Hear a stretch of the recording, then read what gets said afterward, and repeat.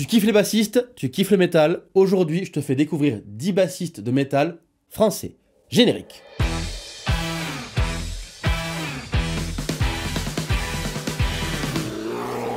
En France, on a la chance d'avoir une scène métal de ouf. Des groupes comme Gojira, Massisteria, entre autres. On a déjà parlé de Jamie Ryan, le bassiste de Massisteria. Et on a déjà fait un tuto joué à la manière de Jean-Michel Labadie, bassiste de Gojira, sur la chaîne.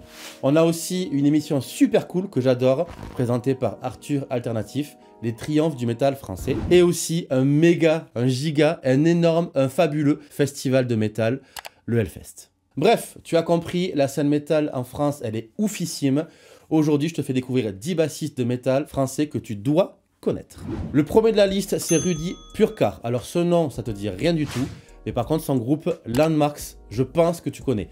Si tu connais pas Landmarks, ben, va checker ça. Je pense que t'es passé à côté d'un truc super bien. Landmarks, j'ai découvert ça en 2021 avec leur live avec Glassbone et Resolve.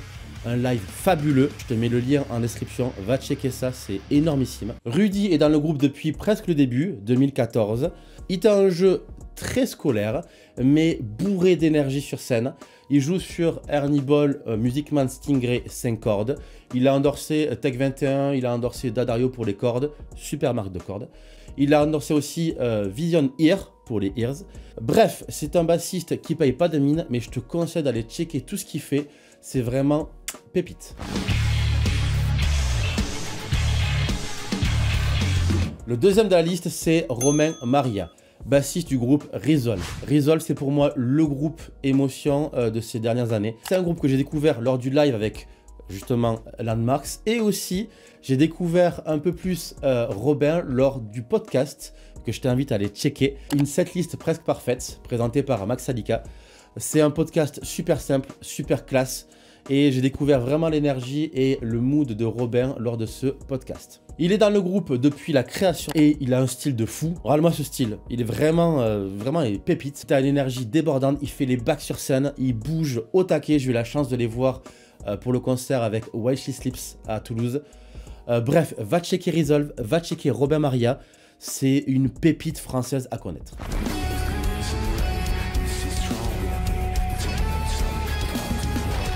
Le prochain de la liste, c'est Nicolas Delestrade, bassiste du groupe Novelist. Novelist FR, si t'as la ref. Novelist pour moi, c'est un groupe qui, depuis l'année dernière, a pris une ascension phénoménale. Avec l'arrivée il y a 3 ans de Pierre Danel, un guitariste de fou furieux. Et aussi l'arrivée de Camille, la chanteuse du groupe depuis 1 an et demi, qui a propulsé le groupe vers un univers que j'adore.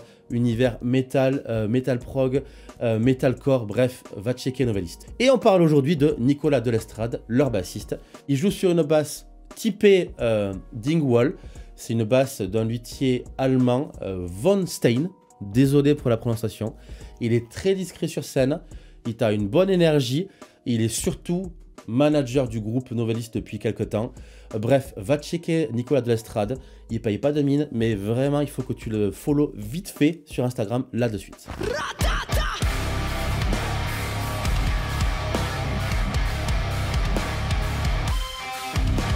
Le prochain de la liste, bon, je pense que tu le connais, c'est Mathieu Bosson. Alors Mathieu Bosson, c'est le bassiste de Ultra Vomit. Ultra Vomit. Bon, comment je pourrais présenter ce groupe? Ultra Vomit. Ils ont joué chez Macron. C'est ça, voilà. Je voulais éviter ça au maximum. Mais bon, merci Alex. Bonsoir à tous. Nous sommes Ultra Vomit de Nantes. Ils ont effectivement joué pour la vidéo de McFly et Carlito à l'Elysée. Bref, Ultra Vomit, c'est un groupe que je suis depuis les débuts. J'adore le mood, j'adore l'énergie, j'adore la parodie. Le dernier album est juste fou furieux, mais vraiment fou furieux. Et Mathieu Bosson est dans le groupe depuis 2004. Il joue sur bass Fender Jazz Bass. Il a un groove de l'espace, il a un slap vraiment classe. Bref, Ultra Vomit, Mathieu Bosson, à checker d'urgence.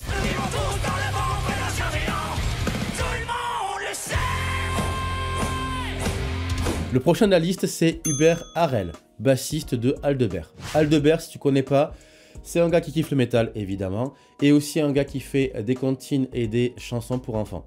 Dans mon Spotify, tu as beaucoup d'Aldebert et beaucoup, évidemment, de Blink 182, tu connais. Hubert Harel, il travaille pour Aldebert depuis 2015. J'ai découvert qu'il avait fait des guitares et du banjo pour l'album Enfatillage de Noël. C'est un bassiste discret sur les réseaux et sur scène, mais qui a un groove et un jeu très pointu, très scolaire, très millimétré.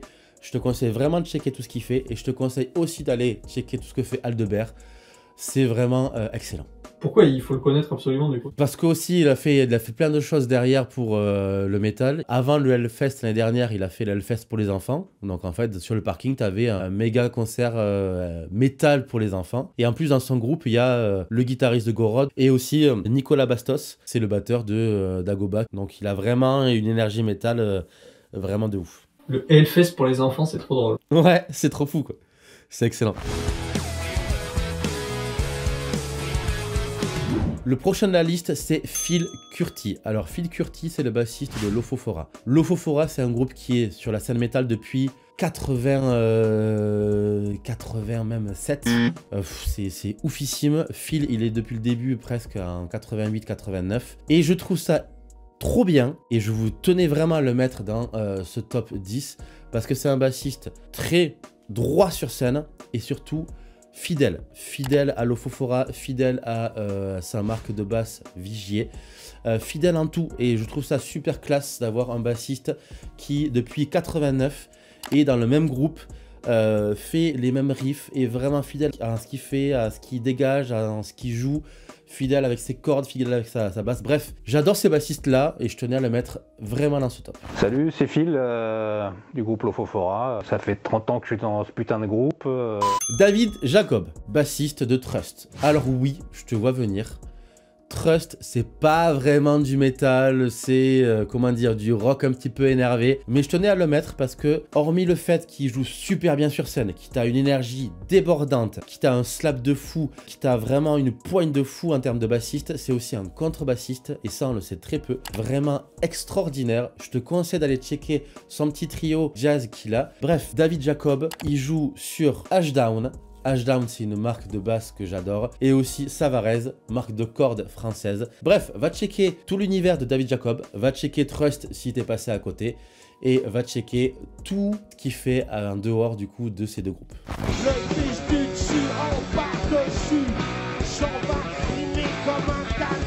Les trois derniers de la liste, c'est trois bassistes que j'adore et que je tenais à mettre vraiment dans ce top.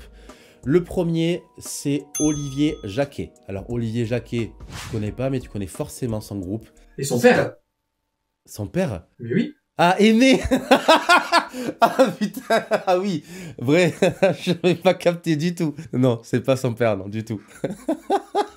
Bref, Olivier Jacquet, qui est pas le fils du coup de Aimé Jacquet, non pas du tout. C'est le bassiste du groupe Scarline. J'ai découvert Scarline grâce à Skull Strings.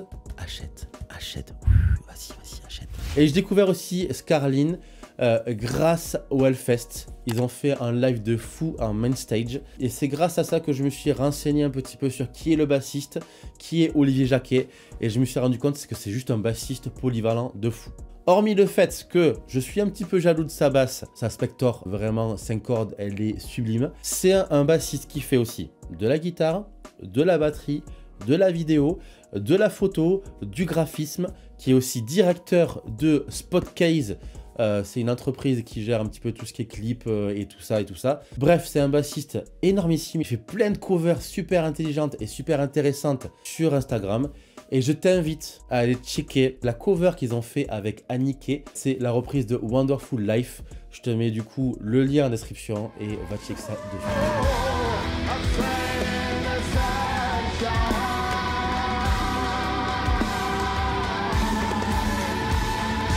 On continue par Sylvain Sarrobert. Alors Sylvain Sarrobert, c'est le bassiste actuel de Sidi Larsen. C'est un groupe toulousain.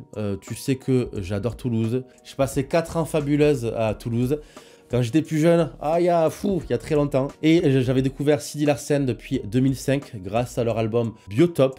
Et à l'époque, il n'y avait pas Sylvain, il y avait le bassiste qu'on appelle Freezer, Julien Soula. Actuellement, c'est Sylvain Sarrobert. Il joue sur Schecter. il a un endorsement Schecter, autant à la guitare que à la basse. Il fait aussi des guitares sur l'album de Sidi Larsen. Bref, va checker Sylvain Sarrobert, c'est vraiment un gars qui fait des covers de fou, qui a un groove de l'espace et qui a aussi fait des presets pour Blob Audio. Blob Audio, c'est le plugin français à connaître impérativement. Va checker ce qu'ils font, c'est important d'aller soutenir les petites entreprises locales françaises.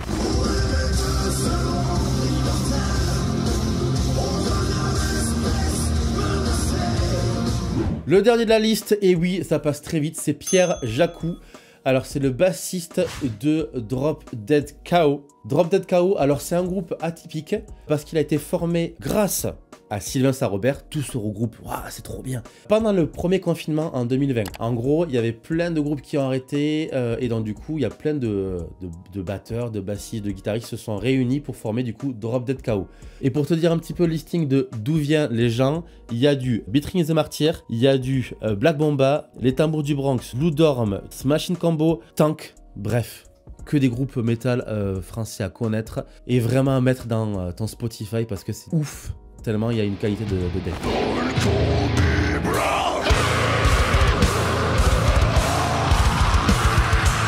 Voilà 10 bassistes français de métal que tu dois connaître et bien sûr évidemment tu sais qu'à chaque fois je mets des petits bonus. Aujourd'hui je t'en présente 2. Genaël Soum, bassiste de mon groupe Tazi. Alors Genaël, je te fais un petit coucou, il joue sur Dingwall, c'est un bassiste de dingue, c'est trop bien. Je kiffe travailler avec toi. Et le dernier, tu connais, Jules Brosset. Jules Brosset, bassiste de ADX. ADX qui passe sur la main stage du Hellfest cette année. Jules, Genaël, le bisou, je vous aime.